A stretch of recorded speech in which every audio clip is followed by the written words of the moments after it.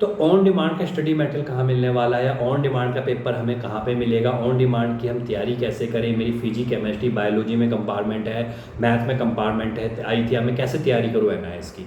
तो इसके लिए हमने कुछ अरेंज किए हुए हैं आपके प्रीवियस ईयर पेपर, आपके सैम्पल पेपर्स, जिससे कि आपको ये पता लग जाएगा मुझे क्या पढ़ना है। तो लिंक आपको डिस्क्रिप्शन में मिल जाएगा, वहाँ पर आप जा सकते हैं। वहाँ से आपको ये तो अंदाज़ा मिल जाएगा कि मुझे क्या पढ़ना है, क्या छोड़ना है, कि चैप्टर में से ज़्यादा क्वेश्चंस आते हैं, कि चैप्टर में ज़्यादा क्वेश्चंस नहीं आते हैं, और किस तरह की मैं अपनी तैयारी को करूँ कि ताकि मैं अच्छे नंबरों से पास हो जाऊँ। तो डिस्क्रिप्शन में आप जाइए, वहाँ पर आपको लिंक मिल जाएगा। क्योंकि एनआईएस का जो ऑन डिमांड का पेपर होता है, जो स्टूडेंट्स होते हैं वो बिना देखे वहाँ चले जाते हैं और फिर कहते हैं कि हमें पेपर मुश्किल आया था, आउट ऑफ सिलेबस आया था, मैं तो कुछ भी नहीं पढ़ा था। क्योंकि आप एनआईएस के अंडर आप पेपर देने वाले ऑन डिमांड का, तो उसको आपको समझना होगा, उसका एग्ज़ाम पैटर्न अपना अलग रहेगा, उसके पेपर अलग रहेंगे, चेकिंग का तरीका अलग रहने वाला है, और वहाँ पर जो मार्किंग स्कीम भी रहने वाली है वो आपके बोर्ड से बिल्कुल चेंज होने वाली है।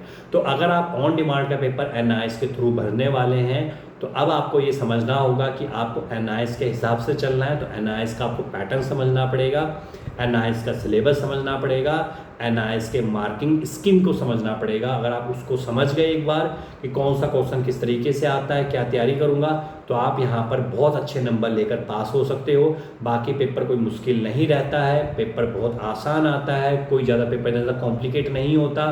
क्या वो क्वेश्चन ही बिल्कुल समझ में ना आएगा, थोड़ा बहुत भी उसके आइडिया है, उसके पैटर्न का अंदाजा होगा, तो आप इजीली एनआईएस का ओपन बोर्ड का पेपर दे सकते हैं और बहुत अच्छे नंबरों से, बहुत अच्छी परसेंटेज से पास हो सकते हैं।